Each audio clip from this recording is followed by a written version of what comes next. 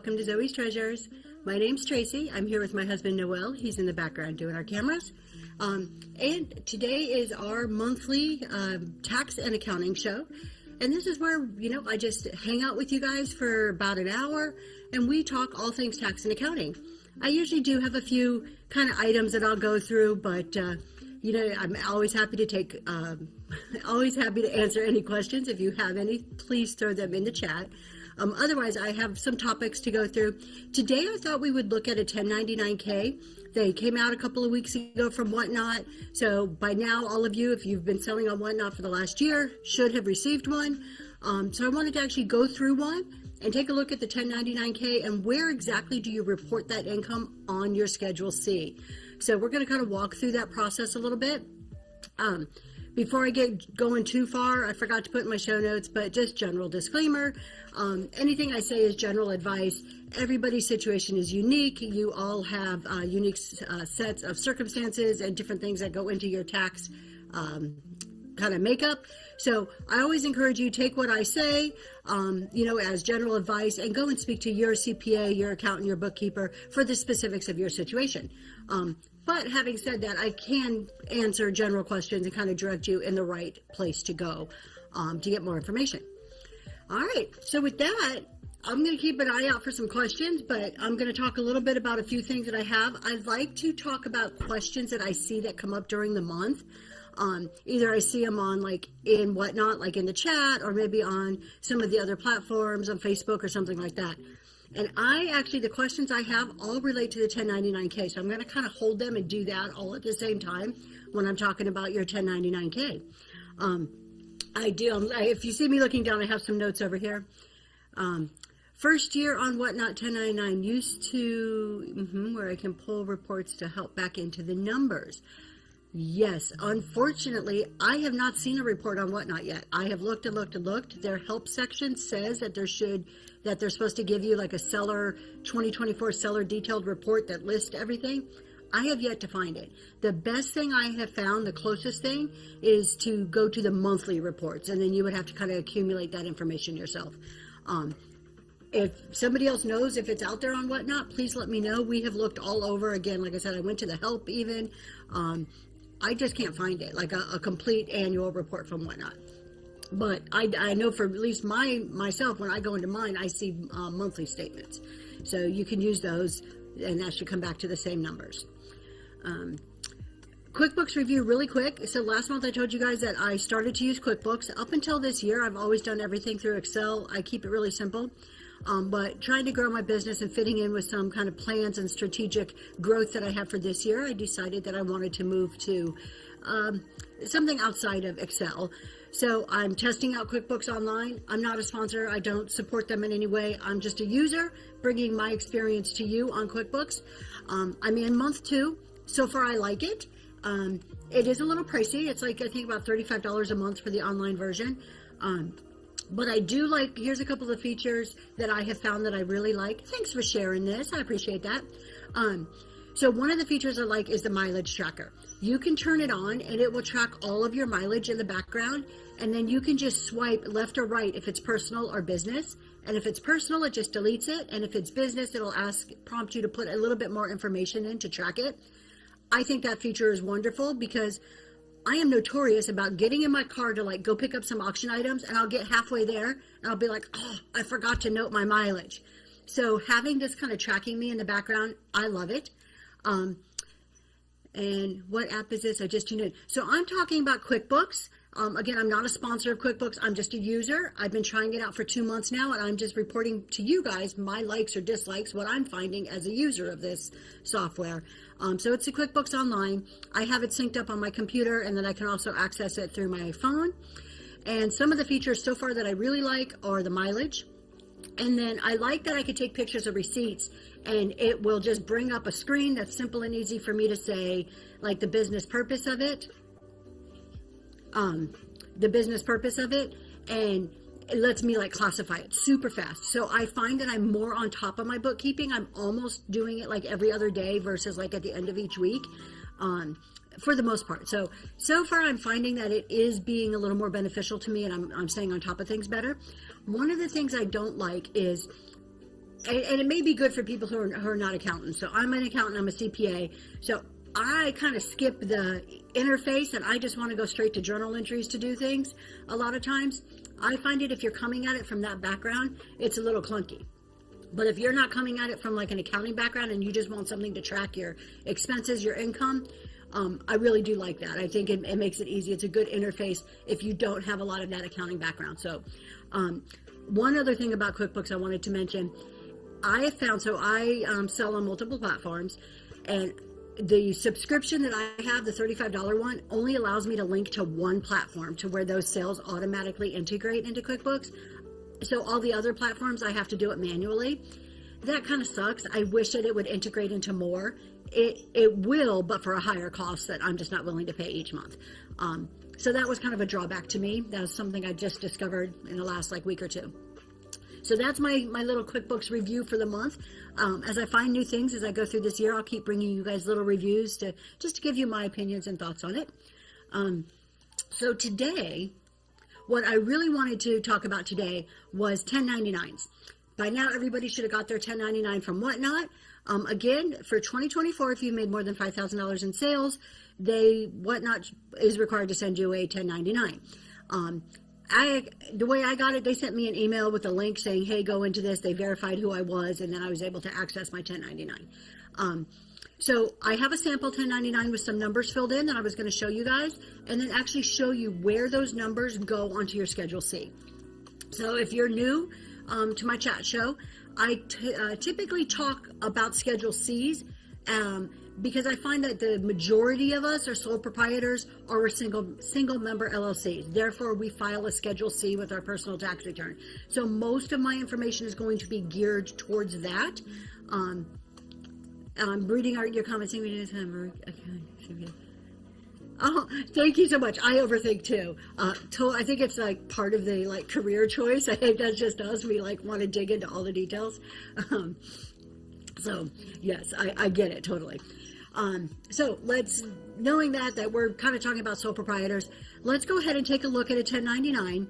We're going to talk a little bit about how it flows to your Schedule C, and then I'll address some of the common questions. So I'm going to flip over. This is a sample 1099 that I got. So typically, let's see, up here you would have your personal information under payers. This one's blank because, again, this is a sample. And then under payees information up there at the top, you can see that right in the top center there, that would be your social security number. You want to make sure that that's correct. So that's one piece of information you're going to want to check and make sure it's correct. All right, then we get into the meat of it. We look at the numbers, and this is what really counts when you're looking at your 1099. Box 1A, and I'm going to try to get it right up there at the top of the screen. Box 1A, this is the gross amount from Whatnot. This is what Whatnot says that they have paid out to you. This usually includes fees and anything else that they kind of bundle in there. So anything that they're going to take a fee off of, they include in this number. So this might not match your records exactly. If you're just recording your revenue or what your withdrawal is, whenever you withdraw money from PayPal, your number is going to be lower than this. So you need to kind of do some math to back into their numbers. So we talked about last month, one of the big things that I recommend is taking your 1099 and taking your accounting records and making sure they match, making sure they're really close. And if they're not, contact Whatnot. Now, it doesn't have to match dollar for dollar because it might not, but you should be able to get within a really immaterial amount, a really, really close figure. Here's the other thing. If you're like me and you sell on multiple platforms, you may get multiple 1099s from each platform. They're not connected to each other, so they don't know, eBay doesn't know what Whatnot's doing. So you're going to have to add all of those together. And I'll kind of mention that a couple of times as we talk about where this goes on your Schedule C. Then you look at box 1B. We're just going to walk through this real quick before we move over to our Schedule C. If you look at box 1B, that is just Whatnot having to say, this is the total amount of money that we didn't see a physical credit card for. Of course, they're not going to see it. It's online, so that makes sense, right? It should be the exact same number. And then it's going to tell you the number of transactions that you had during the year. That should be pretty easy to match up. You should just be able to pop open Whatnot. I don't track transactions on my side. I don't find there's value in that for me. I guess I could add up all the inventory I sold, but to me, that's kind of not a super useful piece of information. And then you'll see the months, January through December. or Whatnot just breaks it down. In total, when I'm looking at this, that information isn't totally, like, I don't need that for my tax return. It's more informational for me. Because when I'm looking at my income and I'm looking at that box 1A, if there's some large discrepancy, looking at each month at Whatnot reports and matching it to my numbers might help me zero in on where that discrepancy is. That's where I find that this information is useful to help me kind of zero in. So now that we've looked at your 1099K, I forgot one box. Let's just talk about box 4. That's your federal income tax withheld. 9 times out of 10, that's going to be 0. There are specific circumstances that Whatnot has to follow where they are required to do withholding. It's going to be very rare. If you are one of the people who actually have a number there, definitely go talk to your CPA, your accountant. But for most of us, it's going to be a 0. That's why I'm not going to talk about it a whole lot, because it's not going to apply to the general population. All right, so we've looked at our 1099K. Let's just remember this number in box 1A, that $10,314 there. That's our important number. We are now going to go over and take a look at our Schedule C, if I can figure out how to work my iPad. There we go. All right, so now we are on a Schedule C. And I know this is tiny. I'm going to blow it up. Box 1A is what you made total. Correct. Yep, you're absolutely 100% right on that. So I'm going to go over today Part 1 income. That's my focus for today. That's what we're going to talk about. Next month, we're going to dive into expenses. But I really just want to go into detail every single part of Part 1 today. But before you get to Part 1, you've got your general information at the top. So your name, if you have a DBA or a business name that you're doing, you're going to put it in there, your address, all your basic information. That doesn't need explaining. That's pretty simple. But then you have row F, where it says accounting method. You can't see row F. There we go. Oh, right there. Row F, where it says accounting method. And you have cash, accrual, or other. Now, I talked about this on my show last month. Most people are going to do cash because it's simple. I recommend not doing cash. I'm an accountant. Cash offers you like zero value, basically. Cash is for taxes only. Cash means I'm going to make my tax return as easy as possible. But it's not an accounting method that you want to use on a regular basis, like on a month-to-month, because it doesn't give you proper information to make business decisions. So cash is purely tracking what goes in, what goes out. Accrual, on the other hand, is going to track those, I don't want to say intangible things, but the things you can't see.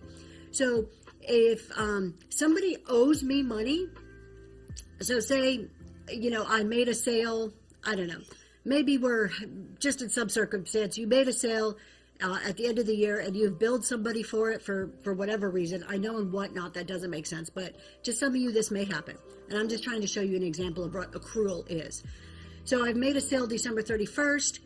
The sale is legit. I'm owed $100 for that sale.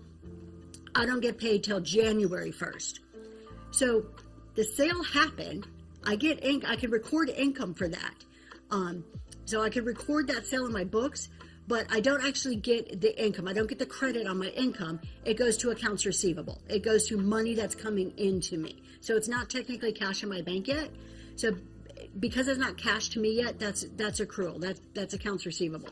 I'm not going to go into it like in a lot of depth. We could do a whole nother show on accrual accounting because there's a lot surrounding that. It's a pretty in-depth accounting topic. But it's for us, it's really when we're talking about resellers and sole proprietors and you kind of more small businessy like, we're going to use accrual to account for our inventory properly. We're going to get to inventory in just a couple of minutes. And then you have other. I would ignore other, and most people don't even use other. All right. The next row is G. Did you materially participate in the operation of this business? Yes, did you do this business? Or were you just sitting back telling somebody else what to do? That would be wonderful. I would love that job myself, just to, sit here and tell my husband what to do all day. But he's laughing because he thinks I actually do. She actually tries. No, I don't. But did you materially participate? So the IRS wants you to materially participate. Great question. Schedule C is not just for LLCs.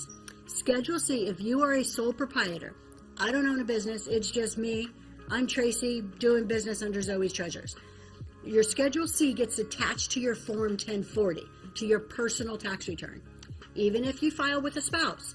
Remember, if it's you and your spouse, the IRS considers you one, because on your tax return you list both of your names, right, at the top.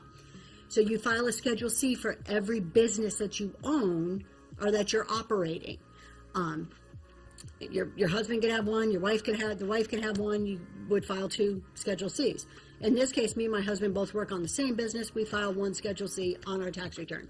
Now, if you are a single member LLC, just me, but I've incorporated as an LLC, you still file a Schedule C on your tax return. If you are a multi-member LLC, which usually means you and a business partner, not your spouse doesn't count, you and a business partner, then you have to file a Form 1065, which is an actual LLC tax return. So that's the differences. So sole proprietor, you're in business, you're just doing your thing, Schedule C, it goes onto your normal tax return. Let's see. Well, we have some muted words, but that's okay. I can read this. I'm single and I only received a W-2 from my employer and a 1099 from PayPal. You still file a 1040. Your W-2 gets reported on the front of your 1040. Your 1099 gets reported right here on a Schedule C. So this would apply to you then. So I don't have to do a separate tax return if I file as a sole proprietor LLC. No. If you are a single member LLC, that goes on a Schedule C. So, because it's just a single member. And this is why I say this is my whole thing, and you'll hear me if you've been to any of my shows before. This is my soapbox. People are like, oh, I need to file an LLC, and you'll hear it all the time. Let me help you file an LLC. I need an LLC for taxes. You really don't. You organize an LLC normally for like liability purposes, not necessarily for tax purposes. An LLC is a structure, an IRS structure. But if I'm a single member, it doesn't, like, I sell online. What liability do I have? Somebody's going to get the wrong order. Okay, I refund it or I fix it. Like, I don't have liability. I'm not selling stuff that people are going to hurt themselves, and come and sue me. I don't need to separate my personal and my business assets in that manner. So most people don't need an LLC. Every situation's unique and different. Definitely talk to your accountant, talk to your financial advisor, but as a general rule, that's not like your first run and go and do it. Thanks for sharing, you guys. All right, so where are we? Okay, so we looked at, did you materially participate? The IRS wants you to say yes. Say yes, unless seriously you didn't. If you just like pawned it off on somebody else and you're just reaping the rewards of the business, then you say no. There's a little bit of tax implications there, but 99% of us, yes, we're the ones working this business, right? H. So the next row. If you started or acquired this business in 2024, check here. Nice and easy. If this is your first year doing this business, put a little check in there. It just tells IRS you started. That's it. Row I. Did you make any payments in 2024 that would require you to file Forms 1099? So now we're looking at it from the opposite side. Did you pay anybody or act like as a whatnot, a processor, where you need to report income to the IRS that you gave to somebody else? Most of the time that's no. Good morning, Jen's Finds. Most of the time that answer is no. However, if you've hired somebody for shipping and you're not doing payroll, we'll talk about the difference between employee contractor at a later date. But let's assume you've hired somebody to do some shipping for you or to do some listing for you, and you don't have them as an employee on payroll and you're just paying them, just giving them cash or writing them checks out of your business account. If they have reached that threshold of $25,000 or $5,000, if you've paid them more than that, you should be issuing them a 1099 and sending copies to the IRS. So that's what this question is asking. Did you as a business or as a sole proprietor have any requirements to issue a 1099? You would mark that down, and then you'll have to fill out some more information. And then J, if yes, did you or will you file the required form? So the IRS is saying, first off, self-report, are you obligated to do this? And then secondly, did you do it? So they're trying to kind of, the IRS is making it easy for them to find out. And this is one I wouldn't fudge. I would be up and up. If you are to issue a 1099, and you don't, the penalties can be pretty steep, anywhere from like $300 to $300 per form you were supposed to file. So it could be, the IRS doesn't joke with that. So However, most of us, again, unless you're hiring somebody and they're making over $5,000 last year, you don't need to worry about it, so don't stress. All right, now we are to income. This is the important part. This is our main part we're going to go over today. So line 1 on income, it says gross receipts or sales, and it points you to somewhere some instructions can be found. Over there in line 1, that's where you put all of your 1099 income. So let's go and take a look at our 1099 income. Oops, wrong file. Okay, I don't know how to work my iPad. Let's take a look at our 1099 again. That's that number in box 1A. Okay, so we're going to take all of our 1099s from all the different places we got them from. We're going to add them all up, all those box 1As, and we're going to put it on that tax return. We're going to put it right there in box number 1 where it asks for our income. Okay. Now, I'm going to address a question here that I saw during the month because this is a really important question. I saw the question, hey, I got a 1099K from Whatnot, and I also got one from PayPal, but it's the same income. I know, that sucks, right? Happened to me too. Here's why this happens. Both of those companies, Whatnot and PayPal, are 2 separate companies. They are both following IRS regulations, which tell them that if you've processed so many transactions or the transactions have exceeded $5,000, that company is required to send you a 1099K. PayPal doesn't know that Whatnot's sending you it. Whatnot doesn't know that PayPal's sending you it. All they know is that they're following the IRS instructions. The IRS didn't make this too clear. And this is kind of a newer thing for the IRS in the last year or two. So this is like starting to pop up now. I do expect in the future they probably will clarify this a bit. But, so you get 2 of them reporting the same income. What do? You report both. And you're sitting there thinking, wait a minute, Tracy, I don't want to pay taxes on double my income. That's not fair. You're not going to do that. I'm going to show you what to do after that. But the reason why you want to report both is because both of those companies, PayPal and Whatnot, now I'm talking income that's the same income, PayPal and Whatnot have both reported those 1099Ks to the IRS. The IRS has computerized systems that they are taking all of those 1099Ks that were issued to me. Say the IRS says, let's look for all of the 1099Ks that were issued to Tracy with this Social Security number.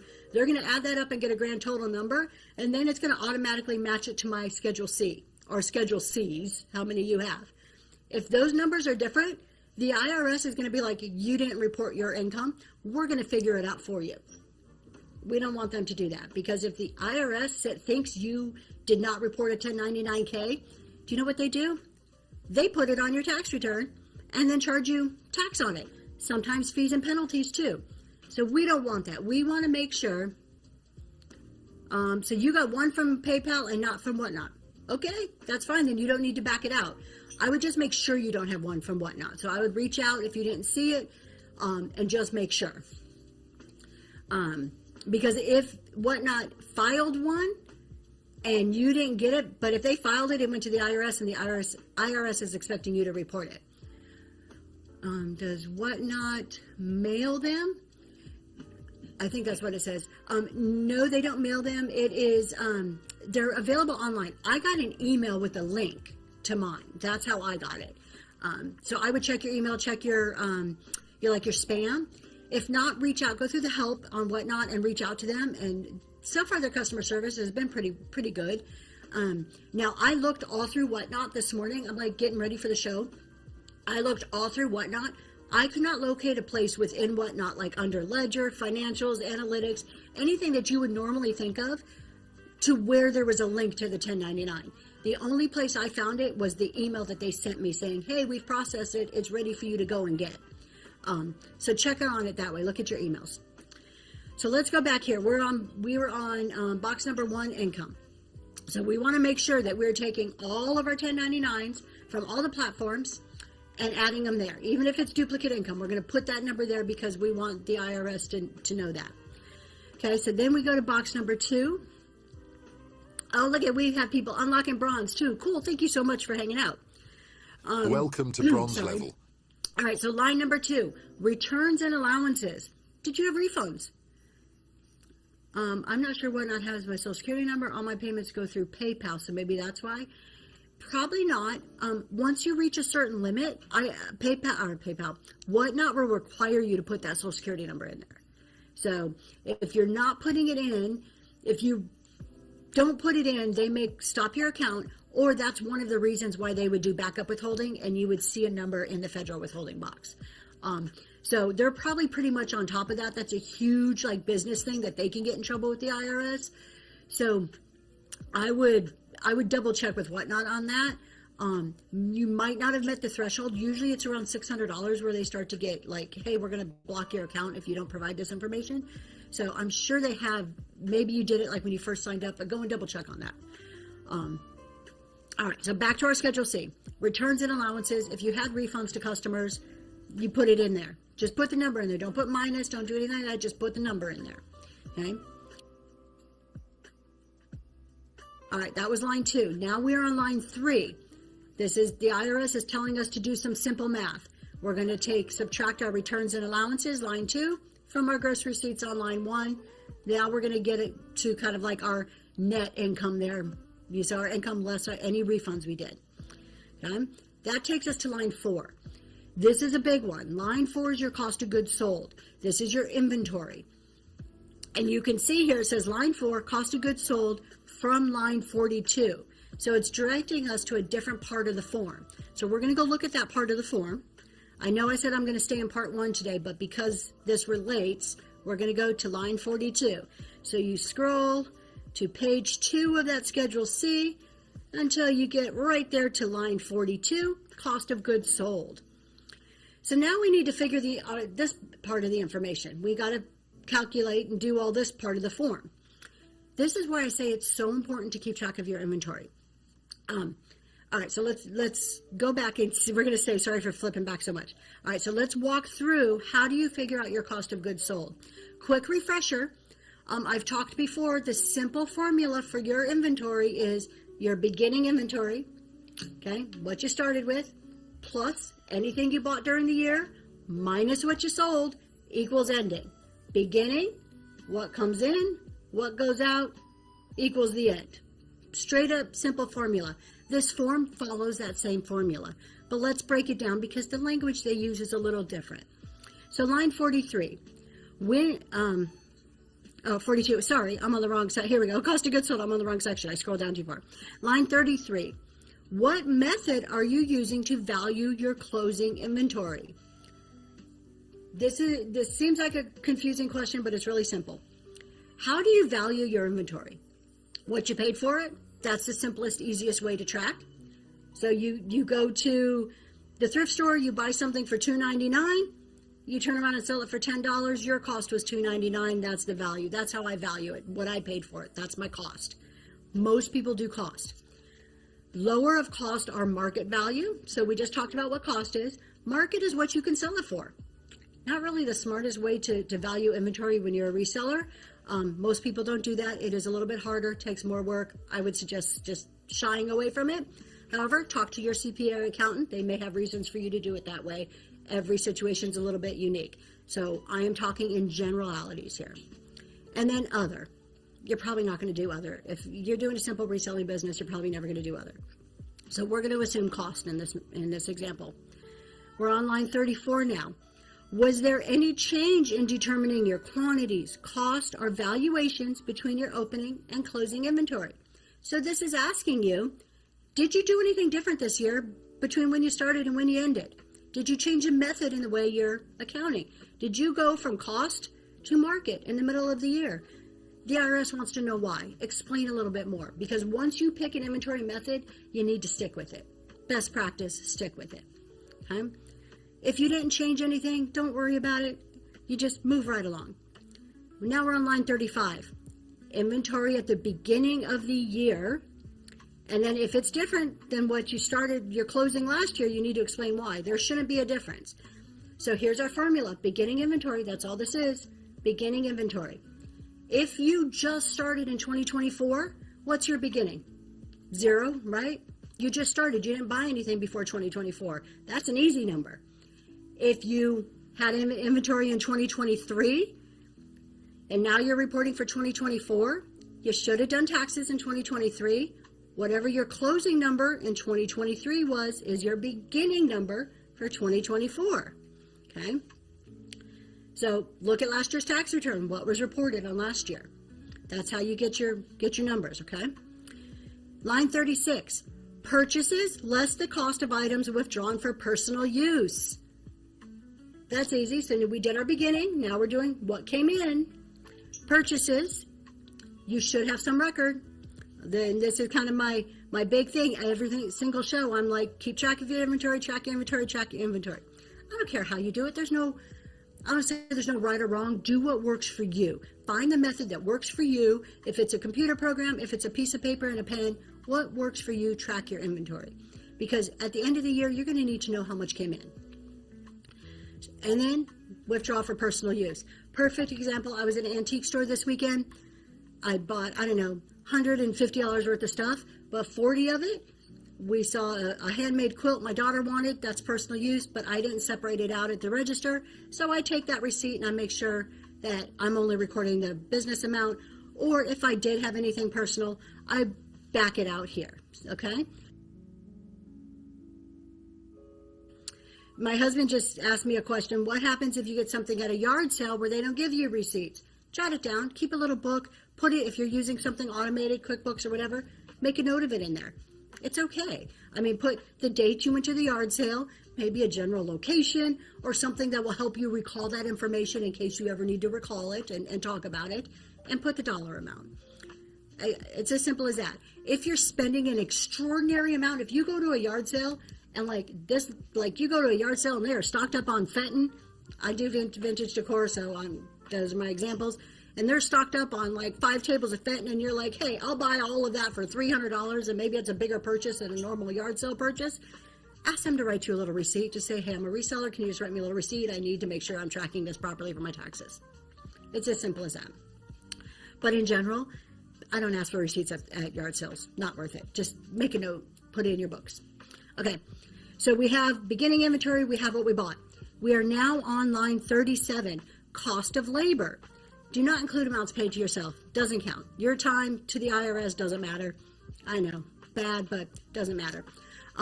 This means if you had to purchase something and maybe you needed a repair guy to come to fix it and you had to pay labor for that to fix it up, or maybe it was a delivery. Maybe you purchased something that was really heavy and, they said, oh, we'll deliver it for you for $50. That's labor, delivery fees. So I would put that in their cost of labor. So you would include that because that actually goes into your cost of goods. That makes that whatever item you're buying more expensive. It adds to that price of that item. Okay. Line 38 now, materials and supplies. This is a big one. More so, I would say, for people who are doing the upcycling or the crafting type stuff, or if you're making the homemade goods. Any materials and supplies that go into what you are selling is deductible as your cost of goods. It's not deductible straight up as an expense. It goes into the cost of that product you are making to sell.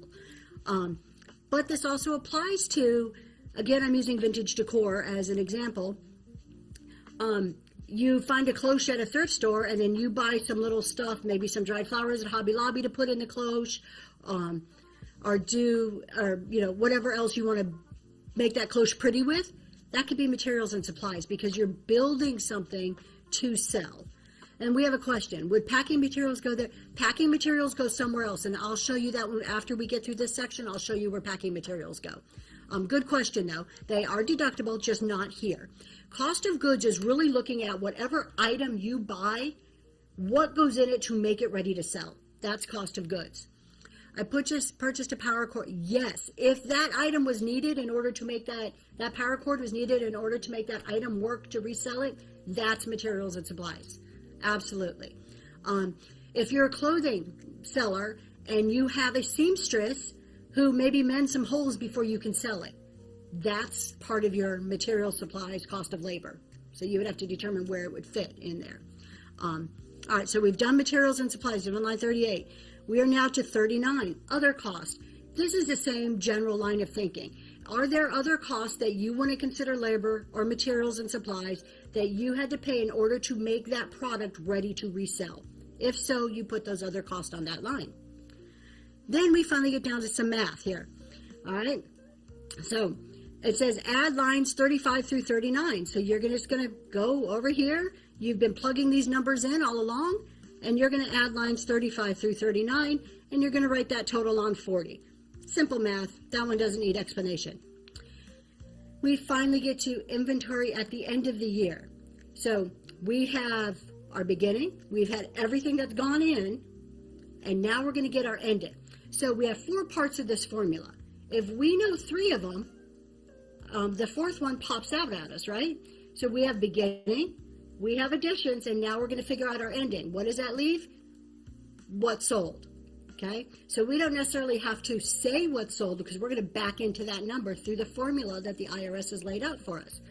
So let's take a look back at that form. We're on row 41, inventory at the end of the year. And if I scroll over a little bit, I've got to plug in my inventory at the end of the year. How do I know that? Where do I get that number?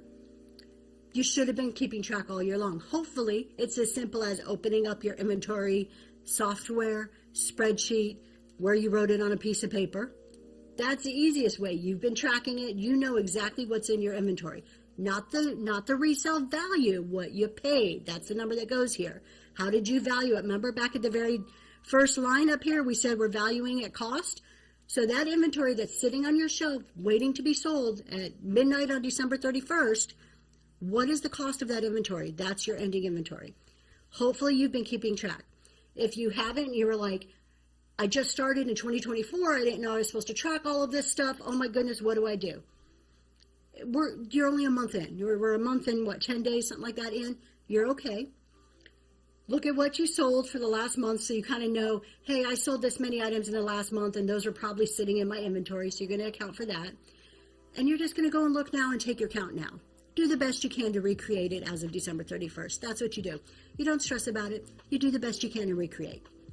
And now you know, so that you can keep track throughout 2025. And at the end of this year, it'll be a breeze for you. So that was line 41. 41, we're going to plug in our ending inventory. So now we have 35 through 41 all filled out. And some of these may be 0. If I didn't have materials and supplies, it's nothing. I leave it blank. I don't worry about it. It's okay. And then we get down to our very last line, 42, cost of goods sold. We're going to subtract line 41, our inventory at the end of the year, from line 40, where we added everything up. It's just a simple math equation there, right?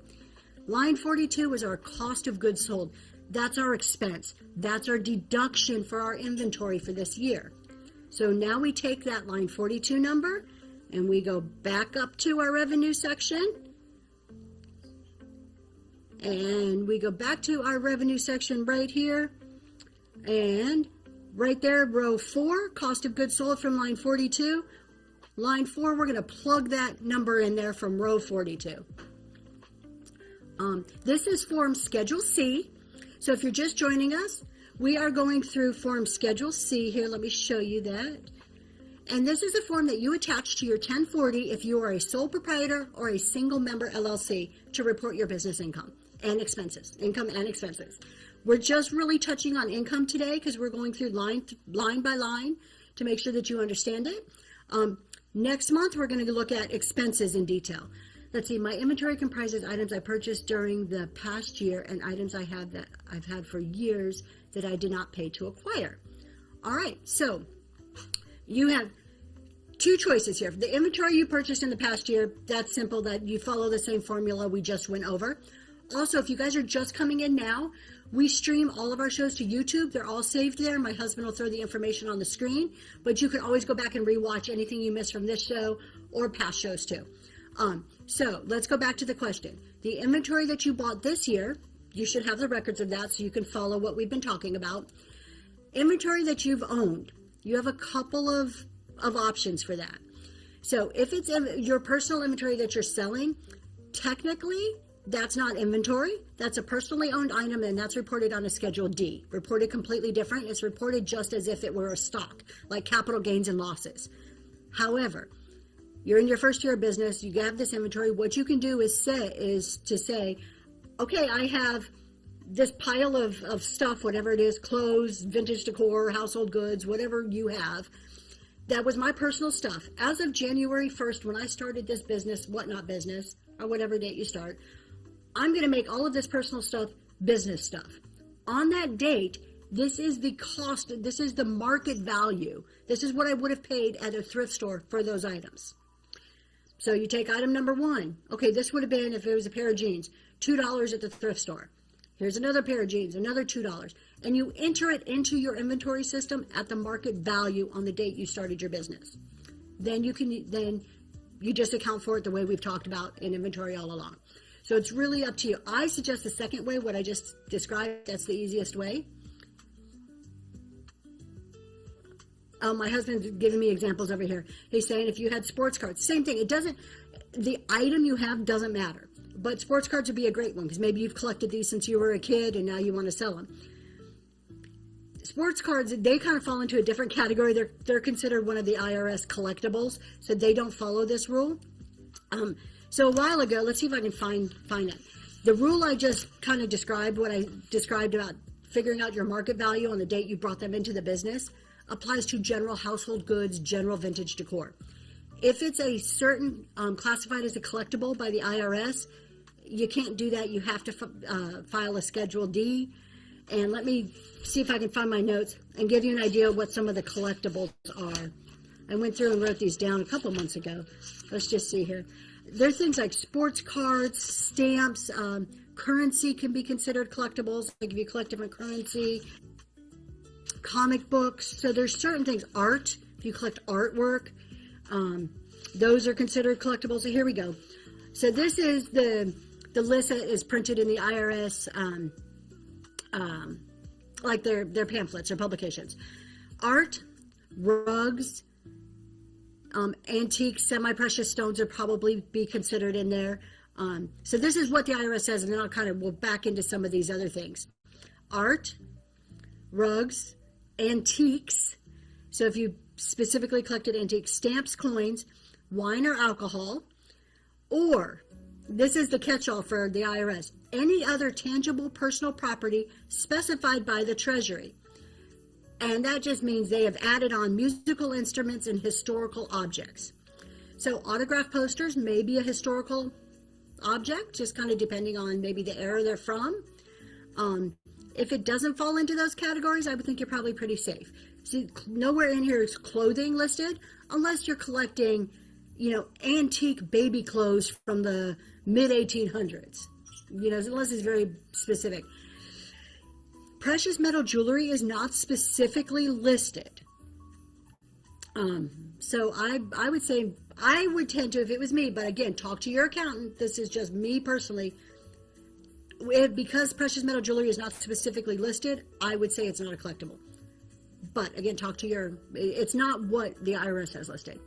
So if I collected coins and jewelry for 20 years and now selling them on whatnot, is that more for a Schedule D rather than a sole business? Absolutely 100%. Yep. Because those are personal collections. And you have gain or loss on those. So they're handled similarly to the way you would handle a stock. On a Schedule D, it's actually, you start with a Form 8949. It starts on Form 8949 and then flows to a Schedule D. So 8949 will kind of walk you through the valuation of that, like what's your cost, what you sold it for, if you have a gain or a loss. It walks you through that. Now keep in mind, anything on a Schedule D, your losses that you're allowed to take are limited. So there's a whole set of IRS rules, and they can carry over to future years, depending on the loss. So you have short-term, long-term. So there's a whole different set of rules that kind of go with that. If you're in that situation, I would definitely advise to at least talk to a CPA. If you want to do your own tax return, I think everybody's very capable of doing their own tax returns. But it never hurts to schedule an hour with a CPA to sit down and walk through specific situations. All right, let's go back to our form. Let's see, for collectible Schedule happens when you actually sell the item. Do you have the estimate the value as part? Nope, it's not part of inventory. So it's only when you sell it. So yeah, and that's a really good point. So if you have those coins and stamps that you've collected all those years, our coins and jewelry. I'm not sure jewelry technically falls under that. Coins, absolutely. And you've collected that for all those years. It's just yours. It's just sitting there in your house. The IRS can care less until you get rid of it. So, because you're not reporting anything throughout the years on that. All right. Let's go back to our tax return here, and let's finish looking up on our revenue. So we're looking at income. We subtracted our cost of goods. That was line 4. So that brings us to line 5. Line 5 is a simple math. Subtract line 4 from line 3. So we're going to get a gross profit. Line 5 is going to give us just a gross number. Then the IRS is asking you on line 6, all right, now we know your income from all the stuff you sold. Do you have any other income? Do you have any federal or state gasoline, tax refunds, credits, anything else in this business that's other income? Here you would put if you have a specified business account that maybe you earn some interest on, if you have investments in a business name. Generally, if we're just doing this resale, generally that's going to be a 0. But there could be cases where you may have other income. If you do consulting, maybe maybe you're doing this where you have your gross receipts, your sales, but you also consult with people on the side on how to start up and whatnot, and you charge them a rate. That may be other income then. And then we're finally down to the last line in income, gross income. You're going to add lines 5 and add line 6. That's going to bring you to that's line 7, your gross income. This is the number the IRS says, that's your income. That's what you're going to be taxed on, less all of your expenses. So then we get into your expenses. I'm not going to go line by line through expenses today just because there's so much and it's detailed. And we already went over so much information. Profit you made. It's the profit you made before expenses. So yes, it's a good way to look at it. It's the profit before your expenses, is your gross income. If you just joined us, I'm Tracy, this is Zoe's Treasures. We are talking about Schedule C that you attach to your 1040. We just finished going over income. We're going to save expenses for next month. So next month we're going to go over every single line in the expense. I did want to address a question that came in earlier. So we're done with income. Then we get down to expenses. Your mileage, your, anything you paid for, legal, accounting fees, shipping supplies. To go back to the question earlier, under the expenses of where you're going to put in what you paid for the bubble wrap, what you paid for your telephone, what you paid for your internet, all of that stuff. What if you pay someone for something you sold for them? That you pay someone, so you just paid them like you received it's a full amount and you gave the rest to them. So like you got it on consignment. That would be included in your gross income, and then the amount you paid them you would back out. So you are coming to a really great point. So let's get to the point about backing expenses out. So I'm not going to go through every expense line. There is one major expense I do want to talk about. Remember at the very beginning, I said when we were talking about 1099s, you may have a good chance that you got a 1099 from Whatnot and from PayPal for the exact same income, right? Because you earn the money on Whatnot, but then you would do your withdrawals through PayPal or Stripe. So it could have been either one. So now both of these companies sent you a 1099 representing the same income. And the IRS is thinking you made that income from both companies, not just one. You want to put both of those 1099s in that income. Okay, in line 1, you're going to add up all 1099s. But now, we don't want to pay taxes on the PayPal stuff. Like, we don't want to double our income, right? So in your expenses, there is a miscellaneous line, and we'll detail miscellaneous later on next month, but there is a miscellaneous line in the expenses. On that miscellaneous line, you are going to write in duplicate income. And let's see, I'm trying to find it really quick. Miscellaneous, it's not there. It would be under line 27A, right there. You see line 27A, other expenses. That one's from 48, but it's other expenses. That's where you're going to put it because that's miscellaneous. So you're going to put it under other expenses. You're going to write in, let's go down to 48 and take a look at 48 real quick. Yep. This is 48 right here. See, other expenses, and it says list below expenses not included on lines 8, blah, blah, blah, blah. you're going to write in that line, duplicate 1099K income. So the very first one, duplicate 1099K income, PayPal, or whatever the duplicate was. And then you're going to put that amount there as a subtraction. So you put it in parentheses. Then you're going to pull that line, you're going to add up line 48, and that goes up to your expenses. And there you go. You're backing that income back out. So now you've satisfied the IRS. When they go and look at your income, they look at that total 1099K, everything's going to match up in their system. They're going to be happy. And at the end of the day, you've backed out that duplicate income and it doesn't affect you. Best way to handle it. Wow, that was a whole lot. So I just spewed all kinds of information at you guys. If you have questions, please throw them in the chat. I've got a couple other quick little points here we're going to kind of touch on before we close for the day. We've talked about duplicate. Here's a question that I saw come in. What happens if I don't file my 1099K? I just don't feel like doing it. I don't think it's correct. I don't want to do it. Whatever reason. It doesn't matter the reason. That's your prerogative. It's your tax return. You can do whatever you want. However, when the IRS goes to match up that income, if it's missing one, they're going to make it up for you. They're going to make up that income from whatnot if we didn't make a lot. Or yes, you do. You are required, if you file a tax return, if you meet the threshold to file a tax return, then you are required to report all income, all sources of income, even if you're below the 1099K.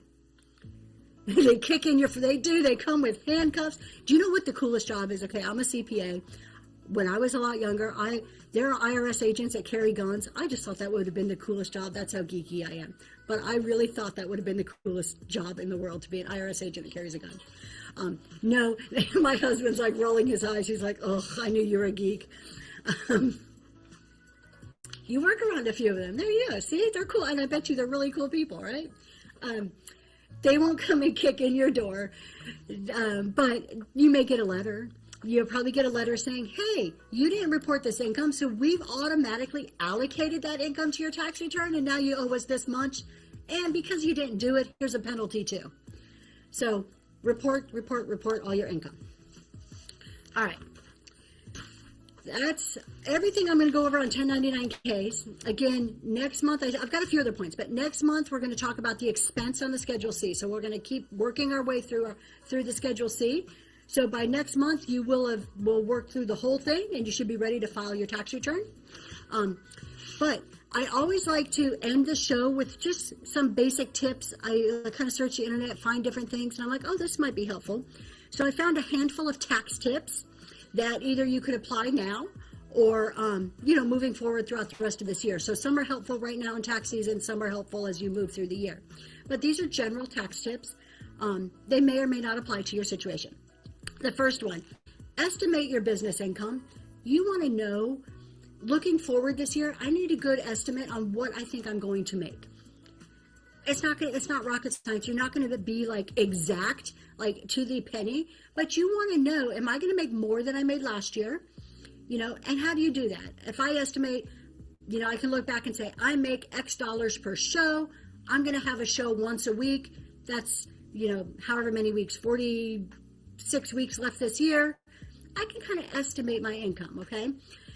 If I think it's going to be a lot greater, I use that information because maybe I need to pay some estimated taxes in throughout the year. And I think my last show, I talked a lot about estimated taxes. We'll touch on it again in a future show. But you want to kind of always have a feel for what your estimated income is going to be for the year. That's tip number one. Tip number two, time your income.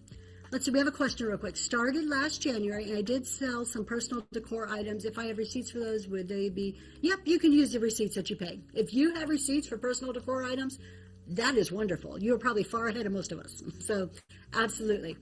So tip number two, time your income. So this really looks at a bigger picture. And it's looking at from this year to next year. And timing income. When is my tax bracket going to change? Do I have major life changes between this tax year and next tax year? It's a little late to do anything for 2024. So this is more of a moving forward type advice. So say I'm now in 2025. I have a kid at home. Next year, maybe they're going off to college this year.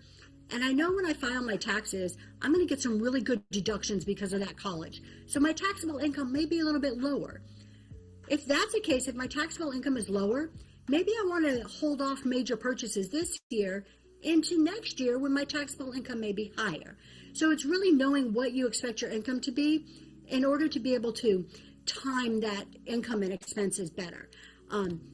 So in general, you make a certain amount each year, a ballpark, right? From your W-2 job, from your reselling, whatever other sources, Social Security, military, whatever it may be, you have a certain amount of income that you make each year.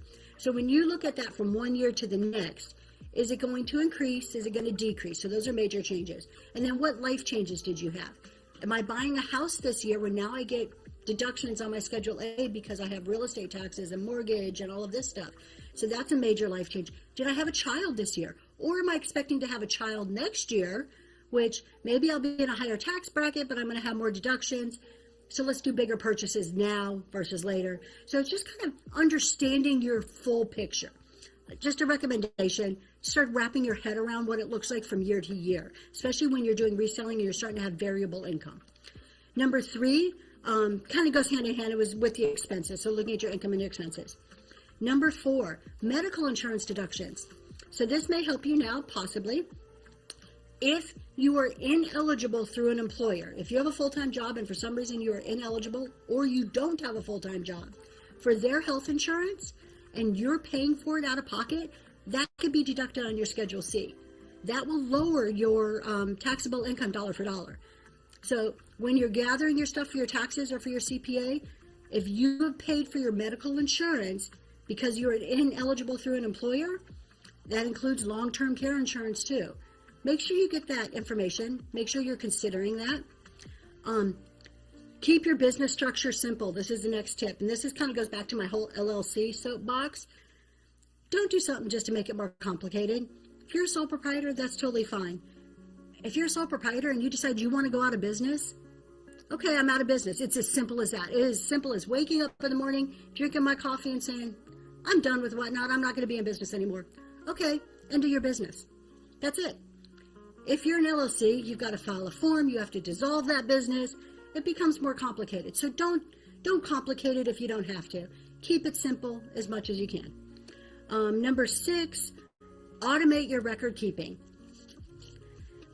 I don't know if automate to me is probably the best advice. To me is find what works for you. Like I said, I'm exploring QuickBooks this year. Find what works for you and do it on a regular basis. Number 7, understand itemized deductions versus business expenses. These are two very different things. Both of them go in your tax return, but both of them affect you completely different. A business expense is a true expense that goes to your business that reduces that income dollar for dollar. If I have $1,000 of income, we just went through how to calculate that income.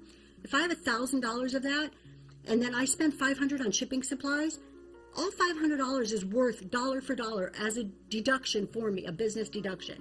So then my net is only $5. Those are business deductions. Itemized deductions go on a Schedule A. There's something completely different. Your itemized deductions are your, some examples, mortgage interest, real estate taxes, charitable donations. We're going to talk about that, how to make those business in a minute. State taxes, sales tax, sometimes some gambling stuff. So itemized is completely different than business. Itemized doesn't necessarily always give you a dollar for dollar reduction in your taxable income. Business does. So that kind of just, those are two things to keep in mind. Now, I don't say that to say cheat and make everything business, but if it's a legit business expense, capture it. Put it on that Schedule C. Here's a big one, and this is actually something we're considering in my own household. Pay your kids. Do you have kids living in your house that are old enough to work? I mean, even the younger ones can do certain things, but make it legit. Pay them. This is why you pay them. What you pay your child is deductible 100% as labor on your tax return. So if I have a 14-year-old, I'm considering having her help me with some photographing, some listing. That is deductible on my tax return. Do your kids have to pay taxes on it? That's your next question. You're like, great, okay, it's deductible for me, but is my kid going to get slammed? No. as long as your child makes less than $12,550, which is the standard single deduction rate, our personal exemption rate, as long as they make less than $12,550, they don't even have to file a return.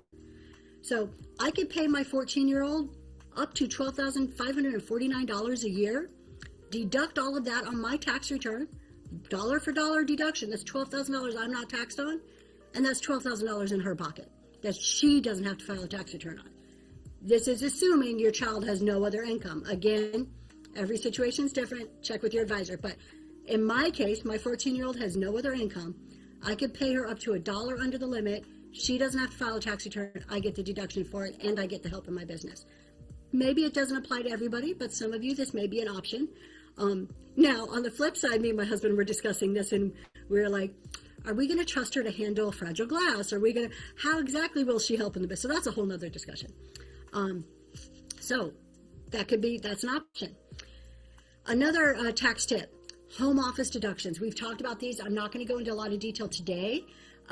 Next month when we talk about expenses, we'll really dig into home office, but you could deduct your home office, and the IRS has a simplified method. If you don't want to do all the record keeping for a home office, you can deduct $5 per square foot of your home office space. And it's kind of a catch-all. The IRS says, here's $5, that catches utilities, rent, all that space. It's called the simplified home office deduction. That space that you use regularly and exclusively for your business helps reduce your business taxable income. And it's not too late this year. This is one of those tips that, like, hey, I didn't think about this last year. Okay, well, that's okay. You didn't have to do anything last year in order to put on your return this year. So that's one of those tips that can help you now. Number 10, know the difference between a hobby and a business. And we'll probably have to do a future show about these. I did it, I think my very first show, I talked a lot about this. If you have a hobby income, you claim the income, but you cannot take expenses off a hobby income. So no expenses, straight up income. So if you say to the IRS, my whatnot's just a hobby. Okay, well, you still got to claim that income, and you don't get to deduct your shipping supplies, your internet, all that other good stuff that you can normally deduct. But at the same time, you are also not paying any self-employment tax on that income. So the bad side to hobby income, no, you can't take expenses. The good side to hobby income, you're not paying any self-employment tax. So for those of you who don't know, we pay 15.3% of self-employment tax. Good morning, Shell. So that's a hobby income. Business income, self-employment tax, yes. So self-employment tax on your business income.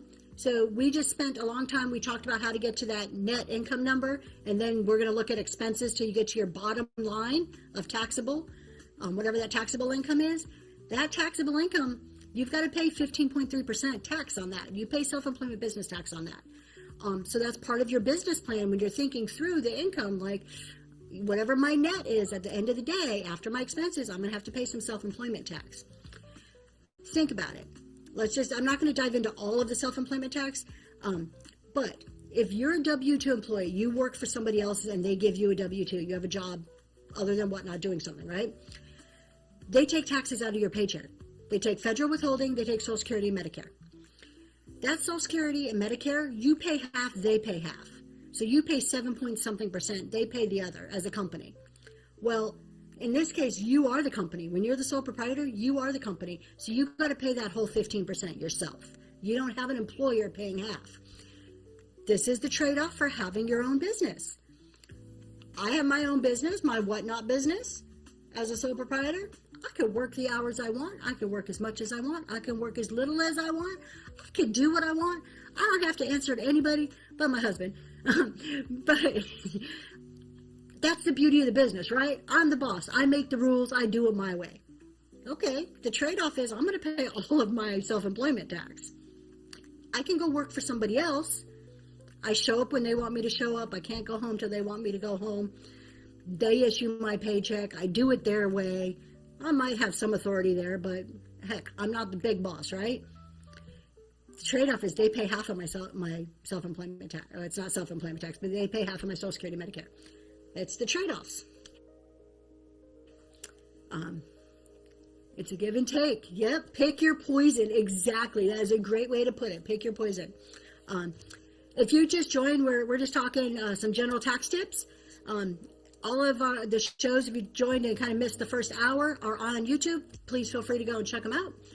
I have 3 more tips, and then we'll probably close and see if there's somebody to raid. The next one is charitable deductions.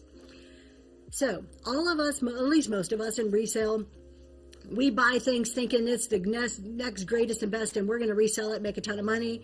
But sometimes we buy duds, right? Sometimes we buy stuff, and after a while, we're like, nope. My husband's shaking his head because I can see what he's thinking, all the duds that I've ever bought. And so we buy duds, and we end up giving them to charity most of the time, right? Generally, you can't deduct that. You can't, on a Schedule C, there is no charitable deduction. Like, there's no place to put that. That goes on a Schedule A. That's an itemized deduction. Goes back to my point of knowing the difference between itemized and business. So, even though I bought them as part of my business, I can take them out of my inventory, but I can't donate them and put that donation on my Schedule C. When I worked W-2, I had extra withholdings from my paycheck to help cover my resale. That is such a good point, and I 100% support that and would back that up. Absolutely. So real quick, I'm going to finish a charity, and I'm going to talk about how to make charitable deductions business, and I'm going to come back to that point because Cynthia made an awesome point there. Real quick, they're charitable deductions, so they're not deductible on your Schedule C. If you want your business charity to be deductible, the only way to do it is to get something in return. How do you do that?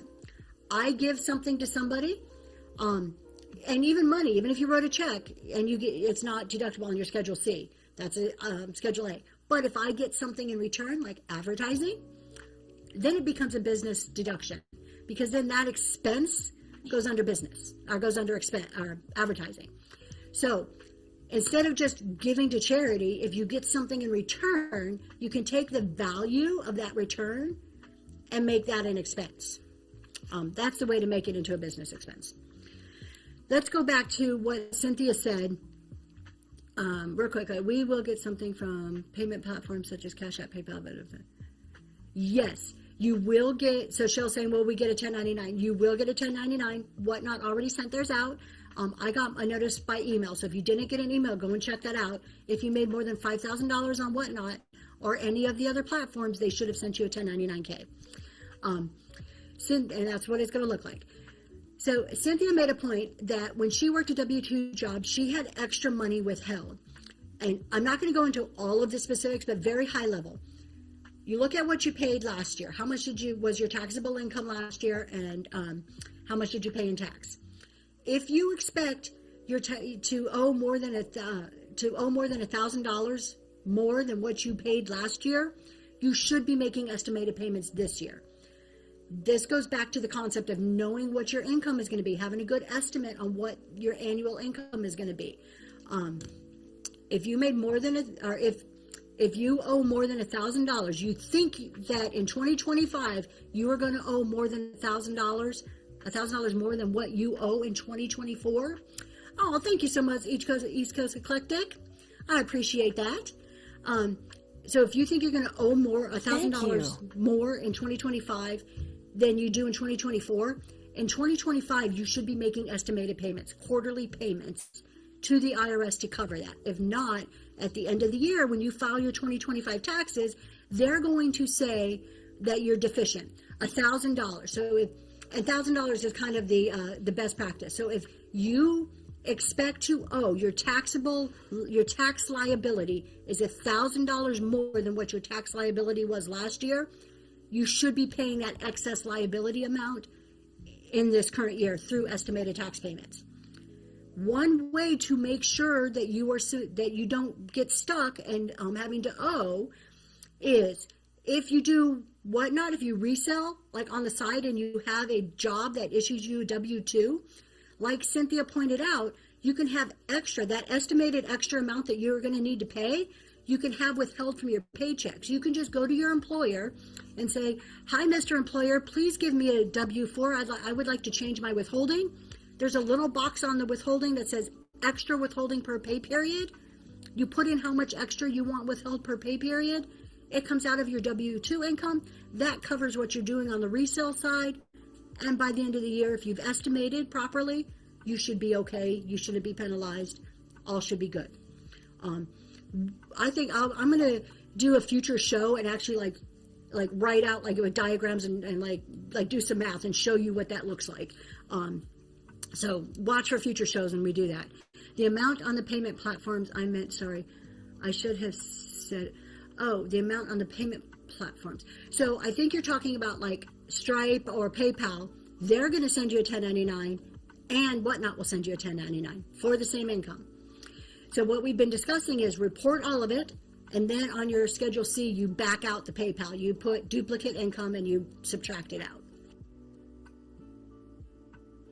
The amount, if it's over $5,000. So $5,000 and I'm not sure if they still have the transaction rule, but it's usually 200 transactions or $5,000. They should issue you a 1099-K. That's just for this year. The amount, it goes down next year. It's going to go to, for 2025, it's going to be like $2,500. And then next year, 2026, will be like $600. We're in a transition phase with the IRS where they're slowly lowering that down. Let's see.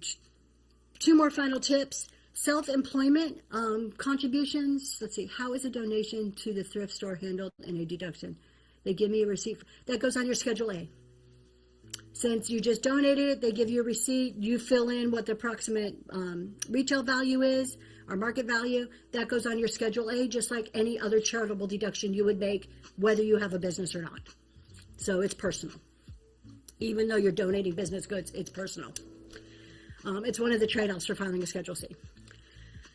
Let's go back to a tip that you can use now, just in case maybe you were paying for this last year. If you have a retirement contribution outside of your employer, so we're not talking about your 401k through your employer, but maybe you have an IRA, some other type of like verified retirement account, that is self-employment retirement contributions. Those are deductible on your Schedule C. So that's a situation I would suggest. There's a few intricate rules around it. I would suggest getting with the CPA, bookkeeper, accountant, and just kind of looking at that. But don't forget about it. So when you're gathering your stuff, if you were contributing outside of an employer, what you put in your 401k or your any employer-sponsored retirement doesn't count. But if you have like an IRA or Roth or something on the side that you put into from your personal funds, that can be deducted as self-employment retirement contributions. And finally, mileage. We kind of touched on it, but just don't forget your mileage. Mileage is huge. 60-something cents per mile. I mean, it could be a huge deduction. And technically, it's not cash going out of your pocket, but it's dollar for dollar reducing what you pay in taxes in a very legitimate IRS-approved way. So it's one of the biggest ones out there that most people forget about. And with that, I have been talking for a long time. So if there's no other questions, please give me a follow. Check out my shows. I do have quite a few coming up. I try to schedule them a month out. I've seen some familiar names in here today, so thank you so much for those of you that I do know for stopping by. And just have a good month. Next month, we're going to finish filling out that Schedule C. So please come back. And if you have questions throughout the month, if anything pops into your head, I am always open to messages. Message me on Whatnot. And then also you can all watch past shows on YouTube, which my husband is putting up there on the screen.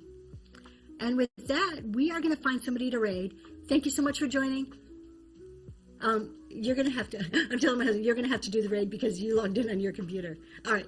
I'm going to go around over there and find somebody to raid. Thank you guys so much. Honey, what are you doing?